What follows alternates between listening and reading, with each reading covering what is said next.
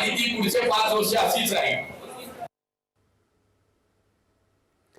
भारताच्या सुरक्षित आणि उज्ज्वल भविष्यासाठी चारित्र्यसंपन्न, बलशाली आणि संघटित हिंदू समाज घडवणं आवश्यक आहे, असं प्रतिपादन राष्ट्रीय स्वयंसेवक संघाचे सरसंघचालक डॉक्टर मोहन भागवत यांनी केलं. हिंदू धर्म, परंपरा, संस्कृती आणि मूल्यांचं संरक्षण आणि संवर्धन यासाठी गंगापूर इथल्या हिंदू संमेलन समितीच्या वतीनं काल हिंदू संमेलन आयोजित करण्यात आलं होतं. या संमेलनात बोलताना भागवत यांनी हे सांगितलं. समाज परिवर्तन केवळ भाषणांमधून नव्हे तर आचरणातून घडलं पाहिजे. जगाला हेवा वाटेल असा समाज उभा करण्याची जबाबदारी हिंदू समाजावर आहे. त्यांनी सर्व समाज घटकांनी आपल्या स्वभाव आणि वर्तमान सकारात्मक बदल घडवून आणण्याचं आवाहनही त्यांनी यावेळी केलं.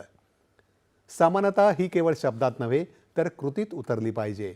सर्व जातीपातीमधील लोकांची मैत्री, समाजातील सद्भावना, कुटुंबात संस्कारांची चर्चा, पर्यावरण संवर्धन, स्वदेशीचा आग्रह आणि आत्मनिर्भरतेकडे वाटचाल या मूल्यांचं आचरण केल्यास समाज खऱ्या अर्थानं बलशाली होईल, असं सरसंघचालक डॉक्टर मोहन भागवत यावेळी म्हणाले. क्रिकेट. झिम्बाब्वे आणि नामिबियामध्ये सुरू असलेल्या